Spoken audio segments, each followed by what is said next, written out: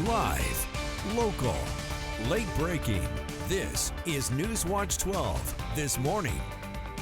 Good morning. The time is 6:30 on March 5th. Welcome to NewsWatch 12 this morning. I'm Carlos Murrieta, and right now we're first taking a live look out at Smith River from the Lucky Sevens Casino. And right now we want to turn over to Storm Alert Weather 12 meteorologist Sarah Kress for a look at our Thursdays. And Sarah, can we expect a drier day after having a wet Wednesday? We definitely can. There is still the possibility for some showers in the mix, but definitely not as wet as our Wednesday was. Here's a look out at Medford this morning. It is a bit chillier out the door, sitting at 41 degrees. Where we're still seeing that shower activity mainly is along the Cascades this morning, and those showers are a bit lighter. Now, when it comes to roads, though, we are still seeing some packed snow out into some areas, like along 140, 138 near the Diamond Lake Junction, and even Willamette Pass. There are some chain requirements in place. When it comes to Siskiyou Summit, now we're not dealing with much snow out in the roads, but visibility is poor into some areas. And even east side, I'd say just be a bit cautious along 97 and 140. Roads could be slick into some areas. Temperatures are a bit colder this morning. Speaking of temperatures, we're sitting at 30 right now for Klamath Falls, 39 over to Ashland, 41 in Medford. Along the coast, we have 44 for Brookings. Wairika is sitting at 36, and winds are picked up a little bit this morning. So wind chills, especially east side, feeling like the lower 20s. So make sure you're just bundling up this morning. Those wind gusts are going to be picking up as we head into your afternoon today across higher terrain, east side, the Shasta Valley, and even along the coast. It will be a little bit calmer into the Rogue Valley. But for today, we are expecting temperatures to be a little bit below normal, very similar to yesterday, only making it up into the lower 50s for those high temperatures. And we'll really be holding on to quite a bit of those clouds, especially if you're into our West Side Valley areas. We should see a bit more sunshine into the mix into Northern California and over east side. But notice it is going to be chilly for most of your day. Like I mentioned, when it does come to those wind gusts, it'll be a bit breezy east side. That'll settle as you head into overnight tonight. And our conditions as we end the week are going to be pretty calm when it comes to our weather. We'll be drier. We'll start to see those temperatures push closer to normal for your Friday, but then they bump way past that as you head into your weekend, looking at a warm and pretty bright Saturday and Sunday. So I'll have more details on what you can expect both today and the days ahead, all coming up in just a bit. Carlos? Thank you, Sarah. And moving into our top story, we're learning more about a student walkout at Oakdale Middle School in Medford. On Tuesday, students left class during the school day, saying they were protesting ICE, the Trump administration, and the war in Iran. And now, at least one parent says her child was disciplined for taking part in that walkout. NewsWatch 12 Samantha Cadera spoke with a parent and has more on what the district is saying. At least one parent telling NewsWatch 12 their child faced a one-day suspension after participating in a walkout. We spoke with a parent who says her daughter was suspended. Here's what we're learning.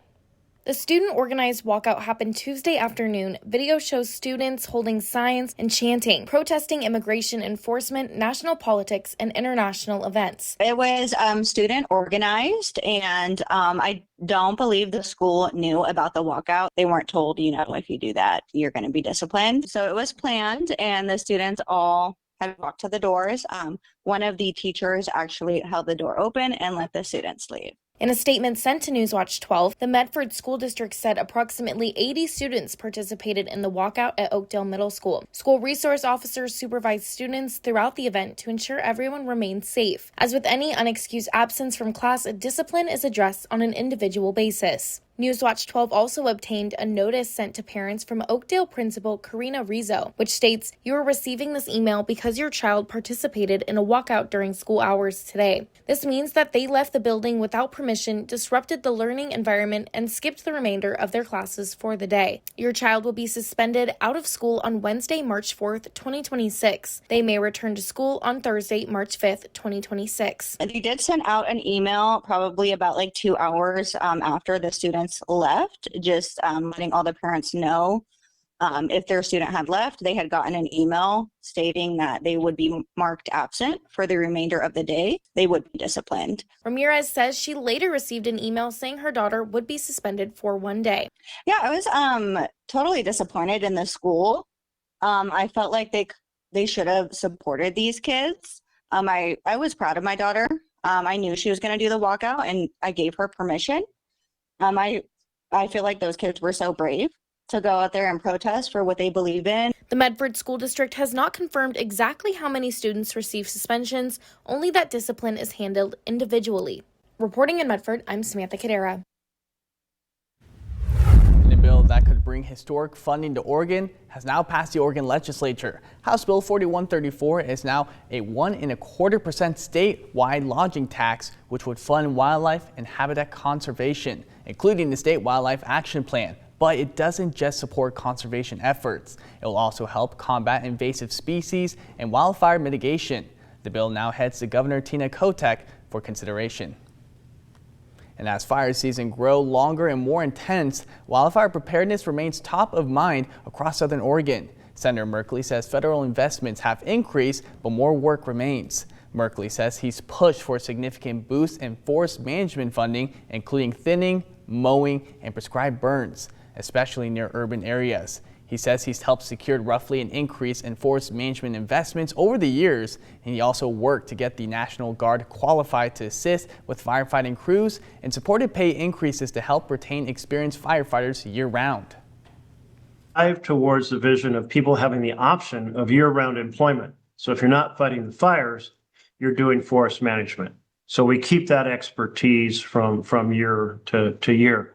But then we also have to be able to have the equipment side to support really the larger fires driven by wind and lightning strikes that are very, very tough to stop.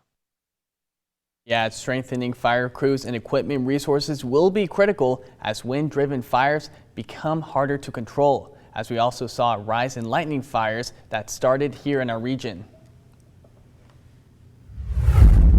And then moving into developing news, environmental groups are suing to stop logging in the Applegate Valley, saying the Bureau of Land Management's Ashland 2025 SOS project is harming local forests and communities. Applegate, Siskiyou Alliance, and Klamath Forest Alliance says BLM's logging removed more than just dead trees, cutting living hardwoods and clearing steep slopes above Cantrell-Buckley County Park and Woodrat Mountain. The group's claims the logging threatens wildlife habitats and could increase fire risk for rural residents.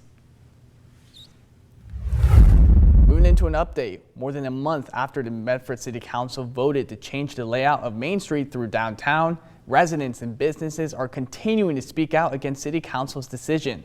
A survey provided 4 options for the layout, with the majority votes leaning towards returning to the former layout. But even after some council members questioned whether the survey reflected the broader community, a tie-breaking vote chose the 2023 layout, and NewsWatch 12's Danny Stepanovich looks at how this decision could impact local businesses. Here in downtown Medford, businesses along East Main Street are voicing concerns after the city's recent decision to redesign the street.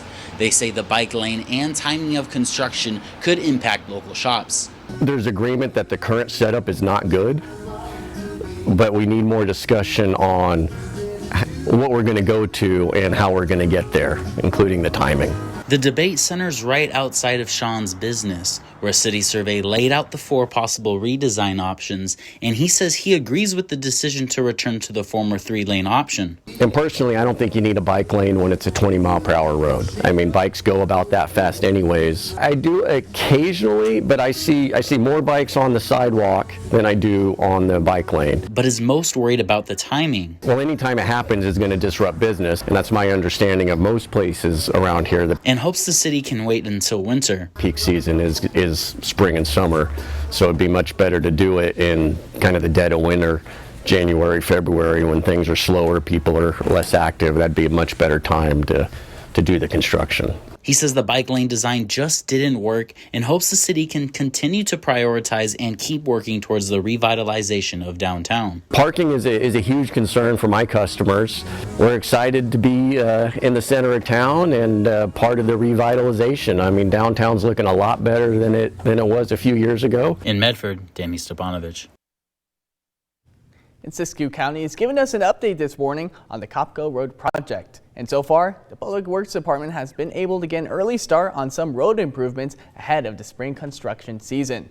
According to the county, Crews have begun early underground work to prepare for the next phase of the project. About 100 feet of gabion baskets have been installed to improve drainage and slope stability. Underground and drainage work will be continuing as weather allows, as crews also look forward to begin phase 1 of culvert installation once materials arrive.